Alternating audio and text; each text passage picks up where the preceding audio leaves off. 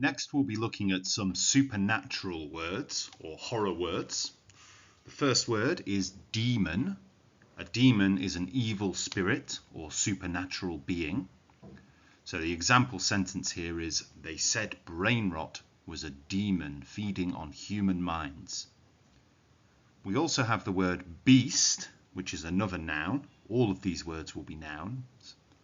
A beast is a large, wild, or frightening animal. So the beast let out a roar that shook the trees. Another noun word here is monster. A monster is an imaginary or mythical creature that is large, ugly, or frightening. A horrible monster with a swollen brain appeared in the window. Next we have the word vessel or vassal. So a vessel is a person or thing that contains something.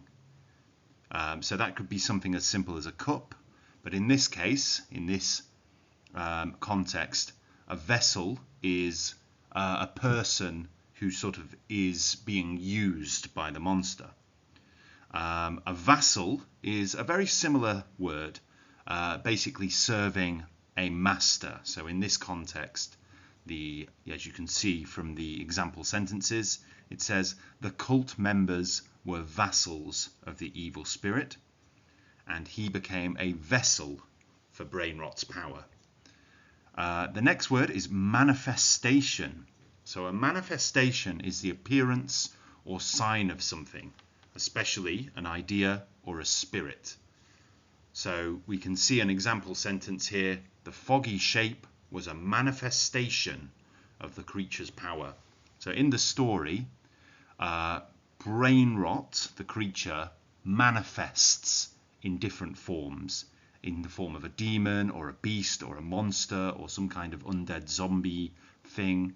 It keeps changing its form. So the manifestation of Brainrot is whatever it looks like at that time, whatever form it takes. The next word is a verb, consume, or to use the continuous form, consuming. So when we consume something, we use it up. We eat it, we destroy it, or in other ways, use it.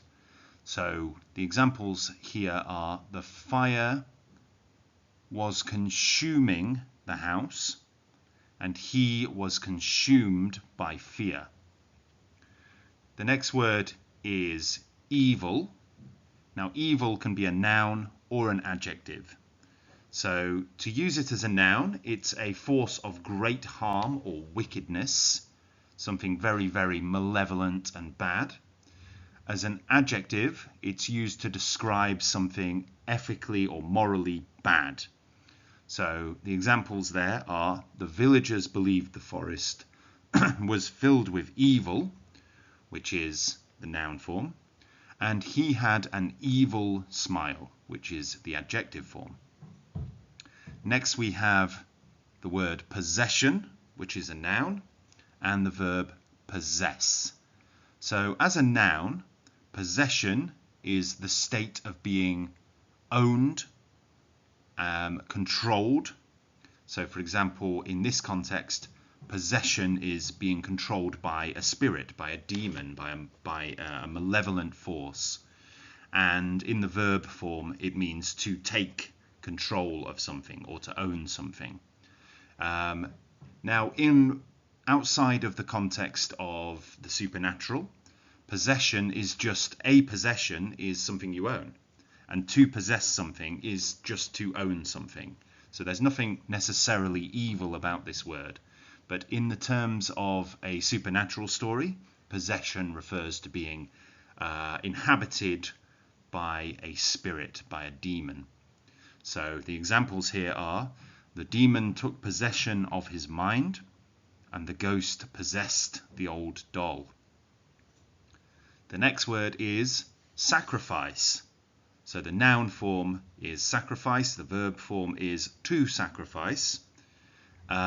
A sacrifice is something which we give up. It may be something that we give to a god, or something that we give away, or something that we want, something that is valuable, but which we must give up, usually in exchange for something more important. Okay, so for example, you might have to, if for example you were injured, it might be that you have to sacrifice some of your belongings. If you have a broken leg or something, you might have to sacrifice your heavy belongings so that you can make the rest of the journey home, because it's more important to get home and you might not be able to carry the rest of your possessions.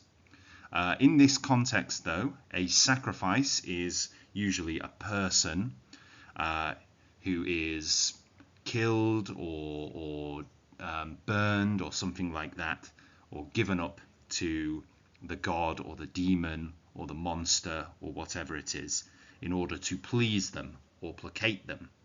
So that's a sacrifice, and to sacrifice is to give up that thing.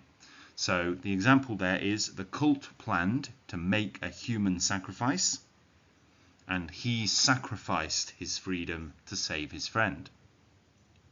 Then we have ancient, which is an adjective, and it means very old, from a long time ago.